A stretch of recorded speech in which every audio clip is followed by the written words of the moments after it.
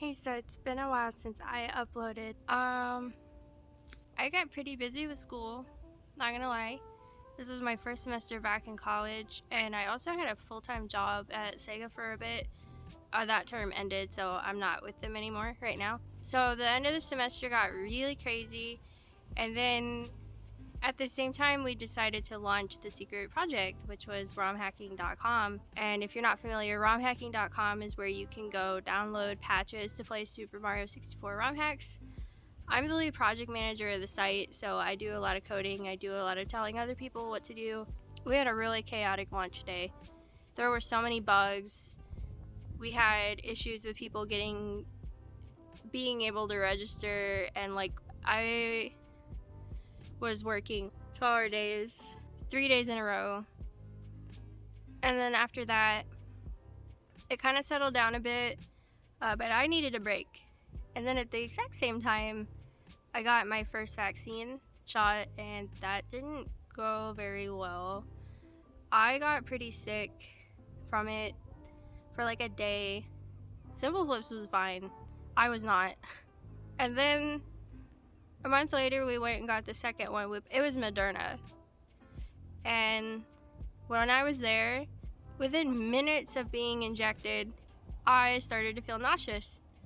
And I was like, oh, am I just anxious, or like what's happening here? And then my throat tightened up, and I was like, oh no, I'm one of those 1 out of a million people who's gonna go into anaphylaxis right now. And my heart rate was going at like 150, I think. They took me into a room, and they kept an eye on me, but I ended up being okay. I mean, obviously I'm okay, I'm right here. But then, so I went home the same day, and the next day, I had a fever of 102, and that was wild. Let me tell you, I had chills so bad through 2 blankets. I was literally shaking, vibrating the bed. That's how bad I was shaking. And then a couple hours later, I had the complete opposite, where I had hot flashes that were so bad I felt like I was just gonna die. And I didn't sleep that night at all. Then it finally all subsided and I felt fine. So anyway, I haven't given up on Kanken and Boken at all. I'm still kind of studying Japanese a little bit, but I'm looking at PhD programs for linguistics, and those all require you to be not bilingual, but trilingual.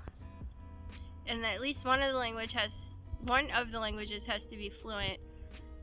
So for me, that's Japanese, but I need to study a third language, and I decided on Korean.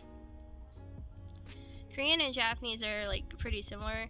They actually share a lot of words in common, and grammar structures are very similar too, and I was like, awesome. So I bought a lot of books. Maybe too many books. I want to say I got 10 books. But I love them all. They're all great. I'll grab those. Oh, there they are. I told you I got a bunch of them. That is 1, 2, 3, 4, 5, 6, 7, 8, 9, 10, 11, 12. 9 of them are for Korean, and then 3 of them are Cantonese. That was just kind of bonus. I really wanted the set. So I'll start off, I guess, with the Japanese books. These are Japanese books for learning Korean. It says I am a Japanese speaker. These work out well for me. This is a book for learning Chinese character-based words in Korean. So just like Japanese, there's lots of Chinese words in the language, but this explains it from a Japanese speaking viewpoint. This says Japanese syllables that end in the vowel a also end in the vowel a in Korean. So it gives basically 100% cognates, like right here. In Korean, kasu. In Japanese, also kasu. Or is it kashu? Oh no. Heck. I'll edit on here what it actually is. I can't believe I forgot. Anyway, that just means singer. So there's really just a lot of these. It goes in pretty hardcore in depth. I wish it was organized by kanji instead of pronunciation. This is a basic vocabulary book. Also starts off in Japanese. Let's go to actual words. The crows are attacking. So in this section where it's explaining like the most important verbs, here's one, kada. In Japanese, that's iku. That means to go. And it says the usage of kada is pretty much the same as in Japanese. It gives some examples of like how to say going to go do something or whatever. These are example sentences of that verb. I've also written all over it. It gets into more condensed lists here, which I've also written all over. I don't have it with me, but these come with like these red transparent sheets, and then when you put them over the red text, you can't see them anymore, and that's a good way to practice, and I thought that was pretty cool. This is basically the same book as this one, but it's for the middle level as opposed to beginner, so same concept. Looks a little different, but yeah, the wind is turning the pages for me. Let's go. And then there's these.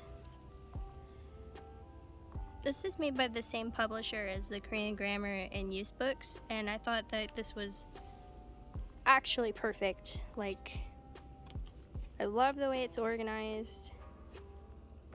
I like that it provides Japanese and Chinese together. I am a Japanese speaker, so sometimes it helps to have multiple frame of reference when I'm learning words. So then I've also written all over this too. So like, yeah. Don't be afraid to write in your books. You bought them, they're yours. Go crazy. Except for that smudge, then don't feel too good about that. This is an intermediate book. It's pretty much the same, it's just green.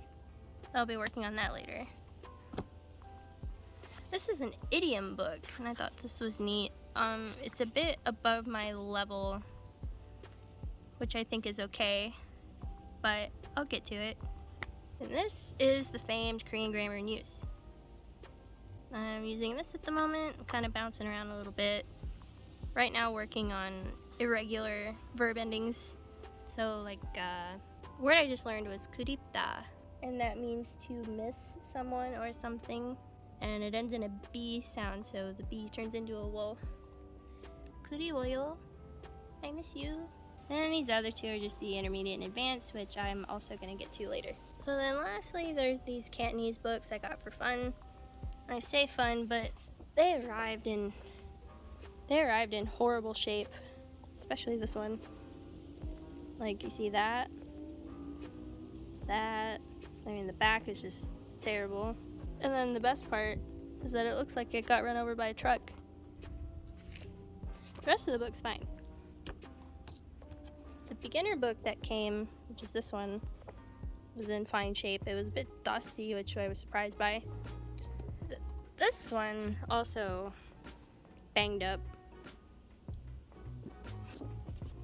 And then actually this is misprinted. So I don't understand what happened. So that's what I've been up to in the languages department. I want to try to upload more consistently, but motivation is fleeting. I'm a busy person. I don't want to make promises I can't keep, right?